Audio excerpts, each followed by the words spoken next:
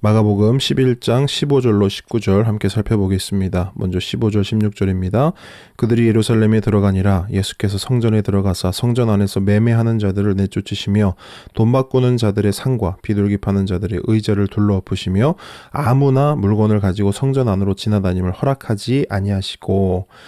예수님과 제자들은 예루살렘 성전으로 들어가셨습니다. 여기서 성전은 성소나 지성소와 같이 성소 본관을 말하는 것이 아니라 성전의 뜰, 즉 바깥마당인 이방인의 뜰을 말합니다.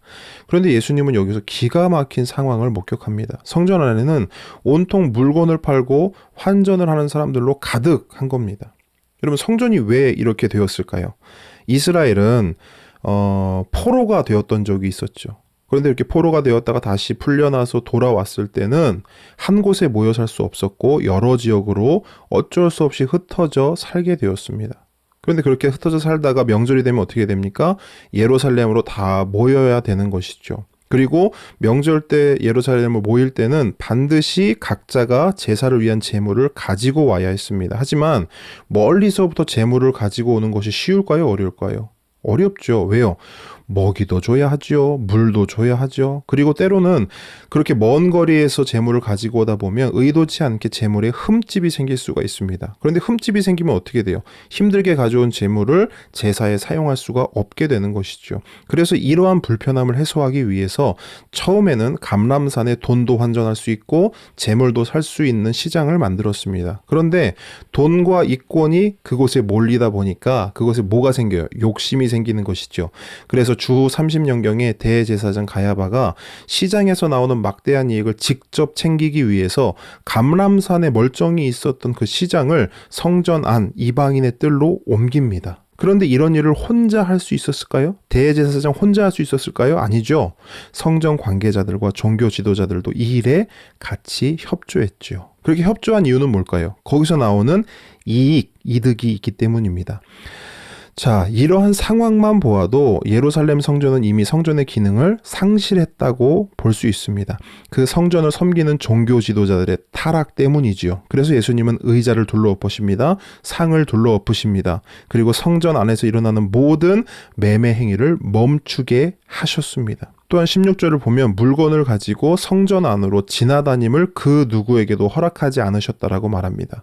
여기서 말하는 물건은 뭘까요? 예배에 필요한 물건이죠. 자, 예배에 필요한 물건이 없으면 예배를 드릴 수 있을까요? 없을까요? 없죠. 그러니까 이걸 뭘 말하는 겁니까?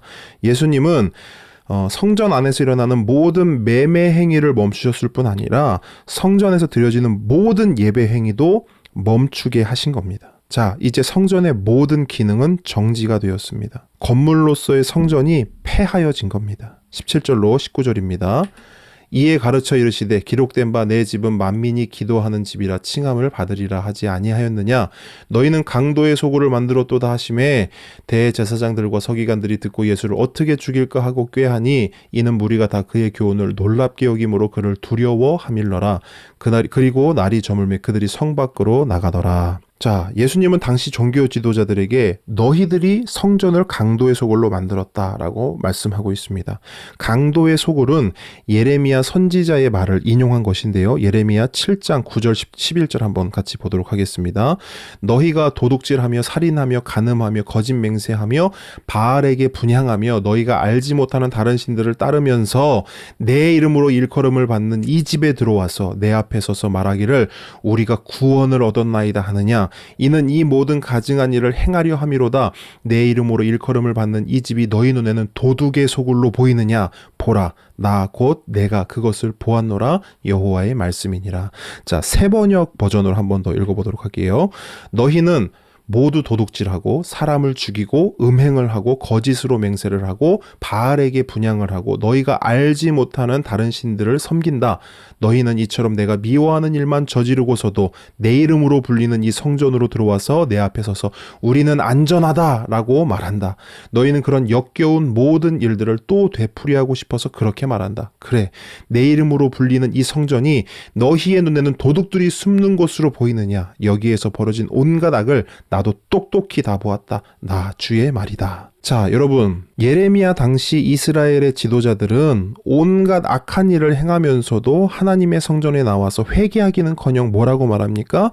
성전에 있으니 내가 성전에 있으니 나는 구원받았다. 나는 안전하다. 라고 말했습니다. 뿐만 아니라 백성들에게도 똑같이 가르쳤습니다. 어떤 죄를 짓든지 어떤 악을 행하든지 성전으로 오십시오. 바알을 섬겨도 괜찮습니다. 여러분 알지 못하는 다른 신들을 섬겨도 괜찮습니다. 이 성전으로 오셔서 이 성전에서 희생제사를 드리십시오. 그러면 하나님이 용서해 주시고 하나님이 위로해 주시고 하나님이 보살펴 주실 것입니다. 우리는 안전합니다. 이러한 말을 들은 백성들은 어때요? 혹하지요. 그래서 백성들 하나 둘 성전으로 모입니다. 그러면서 성전이 죄인들로 드글드글합니다.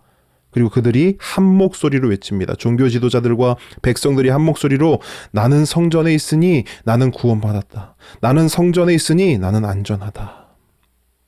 이런 모습을 보시고 하나님이 뭐라 하시는 거예요? 가증스럽다라고 말씀하세요. 역겹다라고 말씀하세요.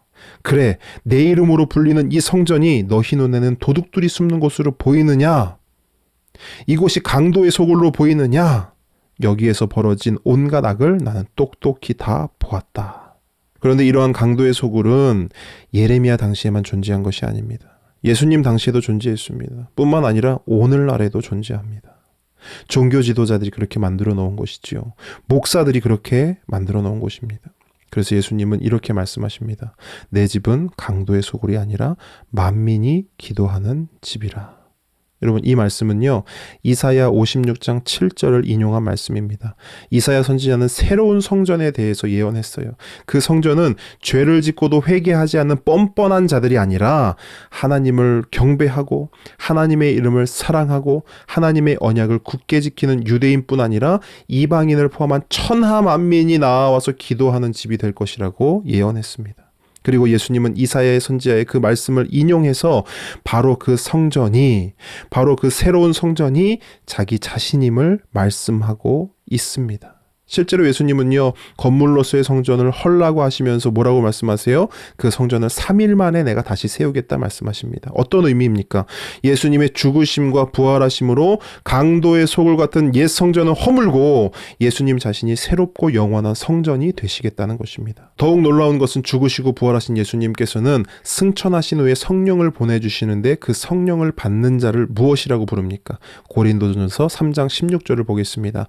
너희는 너희가 하나님의 성전인 것과 하나님의 성령이 너희 안에 계시는 것을 알지 못하느냐. 새롭고 영원한 성전 되시는 예수 그리스도를 믿는 자는 성령을 선물로 받고 성전이 된다고 말씀하십니다. 에베소서 2장 20절로 22절입니다. 너희는 사도들과 선지자들의 터 위에 세우심을 입은 자라. 그리스도 예수께서 친히 모퉁이 돌이 되셨느니라. 그의 안에서 건물마다 서로 연결하여 주 안에서 성전이 되어가고 너희도 성령 안에서 하나님이 거하실 처소가 되기 위하여 그리스도 예수 안에서 함께 지어져 가느니라. 여러분 이 얼마나 벅찬 이야기입니까? 얼마나 소망이 되는 이야기입니까?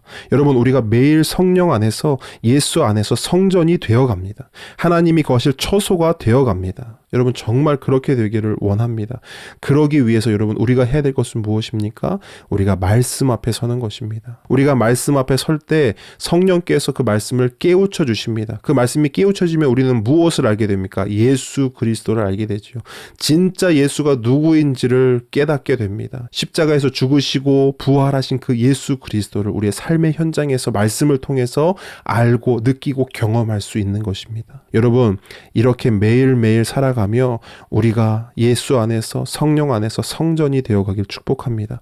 하나님 거하실 처소가 되어가기를 축복합니다.